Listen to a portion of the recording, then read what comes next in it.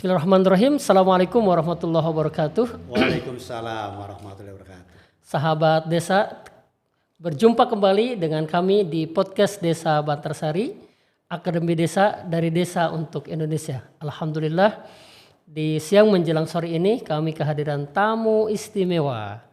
Kita sapa terlebih dahulu. Assalamualaikum. Waalaikumsalam warahmatullahi wabarakatuh. Gimana kabarnya Bapak? Sehat, Alhamdulillah, luar biasa.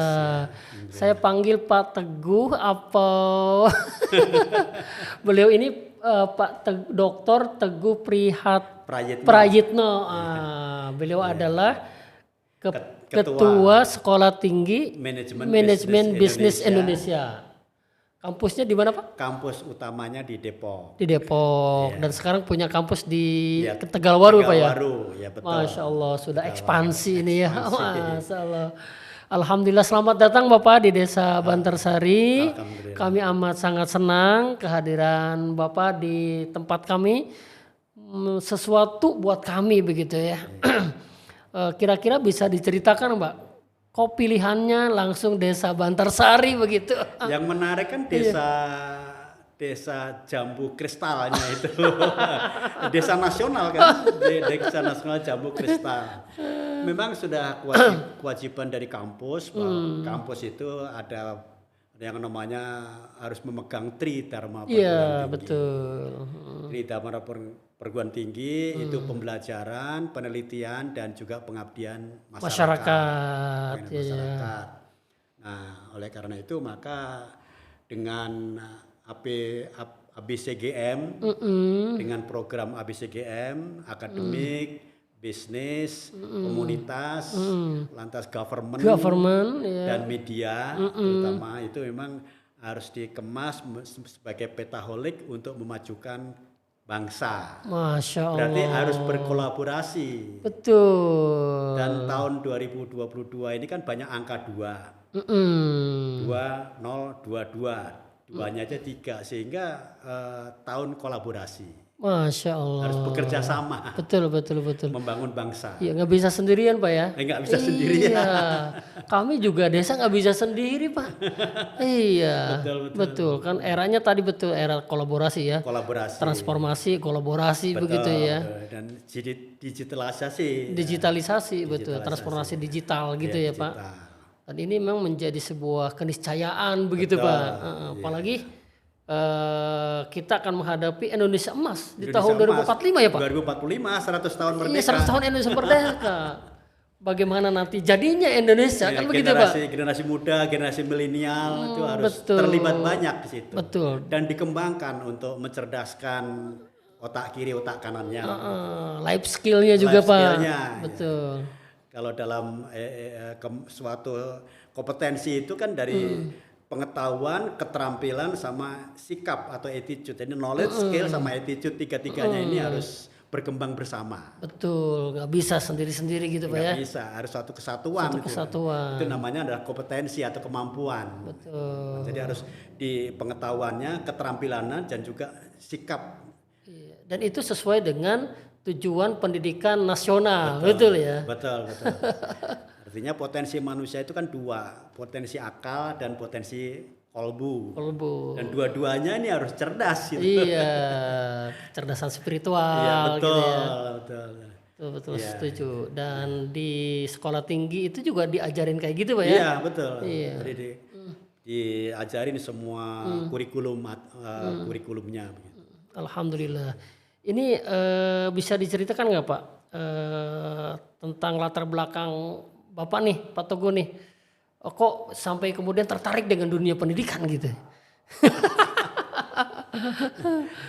Ya semua kan sebenarnya diawali dari kepepet.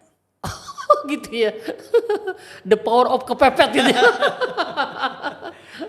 Kepepet, artinya kepepet semua memang harus dipepet gitu. Iya. Harus dipepet. Kalau orang kepepet itu pasti banyak akalnya.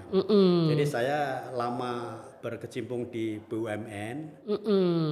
Di BUMN itu sampai 30 tahunan lah gitu. Masya Allah, luar biasa. Sehingga setelah itu ya setelah pensiun ya beralihlah ke dunia pendidikan. Jadi semenjak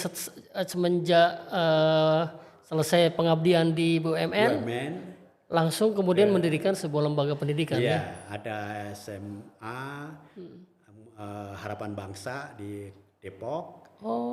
Ada SMP Mutiara Bangsa di Depok. Ada juga Sekolah Tinggi Manajemen Bisnis Indonesia, kampus utamanya di Depok. Di Depok juga. Kalau tinggal di Jakarta? Tinggal di Serengseng Sawah, Jakarta. Serengseng Jakarta. Masya Allah. Iya. Ini luar biasa ini. Jadi sekarang usia berapa itu Pak Haji? Sekarang ya menjelang 75, di 74 juga. Sahabat desa, bayangkan coba. Ini Pak Teguh ini dalam usia yang menjelang 75 tahun, tapi semangatnya untuk belajar dan memberikan motivasi kepada, malu sesungguhnya kita. Iya, betul. Iya, kalau kita nggak serius belajar gitu Pak Haji ya. Betul, kalau kita nggak mau mengembangkan potensi diri kita. Dulu juga kadang-kadang saya ngapain S2 juga mikir-mikir, pasti ada manfaatnya. S1, S2, terus kalau setelah punya sekolahan baru menempuh S3. Iya, karena kebutuhan juga kan. Iya. Kebutuhan. Ternyata memang belajar sekarang itu pasti ke depan itu akan ada manfaatnya. Pasti ada manfaatnya, betul Pak Haji. Dengan ilmu hidup jadi mudah begitu kan. Betul. Dengan iman hidup jadi indah. Gitu. Betul. Dengan seni hidup jadi indah, dengan iman jadi berkah. Iya Pak Haji, ini kalau yang S2 ini sudah berapa lama yang di program sekolah tinggi? S2 masih C, jadi kalau S1-nya sudah akreditasi B. Alhamdulillah. S2-nya sudah berapa tahun ini? Ya baru sih. Baru ya? Berarti kalau saya mau kuliah juga bisa ya? Oh, bisa. Iya. Aduh, saya pengen banget ini kuliah S2 nih. Cuman bisa, Pak. Kesempatannya sama uangnya nih yang belum. Yang penting niat. Ya niat ya, betul. Dan luruskan niat. Nanti tentunya kalau perkuat ikhtiar itu kan mesti usaha gitu. Nah, usaha insya Allah Tuhan akan menolong gitu. Amin, kan. iya, Soal betul. Rezeki, soal apa itu pasti ada aja. Pasti gitu. ada. Yang penting ikhtiar. Proses gitu ya Pak Haji ya. Soal hasil ya Allah lah yang nanti akan menentukan gitu ya. Masya Allah, luar biasa sekali. Tapi yang jelas ilmu itu pasti bermanfaat. Gitu. Semua ilmu pasti bermanfaat. Gitu. Insya Allah. Pak Haji, apa yang kira-kira kesan Pak Haji datang ke Desa Bantarsari? Apa itu kesan pertama itu? Saya baru sekali ini ke Desa Bantarsari. Betul-betul saya terkesan bahwa masuk pertama gapuranya adalah apa tadi? Desa Jambu Kristal. Desa Jambu Kristal. Kaget juga, wah ini secara nasional. Terus sampai sini ada presiden lagi. Presiden Jambu Kristal. Ini suatu, waduh, berarti ini potensi. Potensi yang kita bisa dikembangkan terus gitu. Potensi menjadi ya istilahnya devisa desa lah gitu. Devisa desa. Untuk melibatkan tentunya melibatkan seluruh petani-petani, melibatkan seluruh ini memang keluhannya biasanya adalah modalnya bagaimana gitu kan, modal.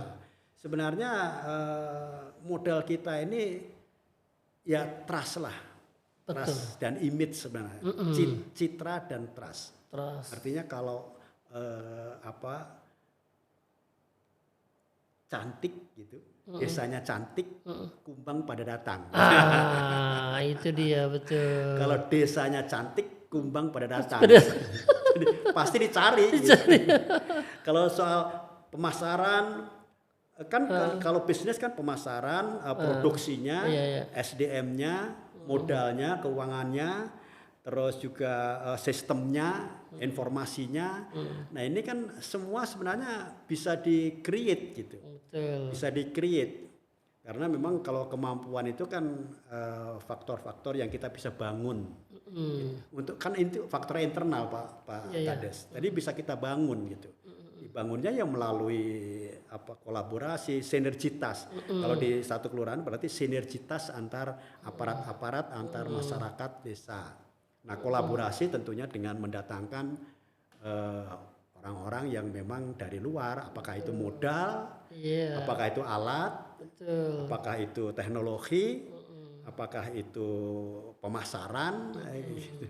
Banyak hal sebenarnya. Iya, jadi banyak fungsi, banyak faktor yang harus kita kembangkan semua.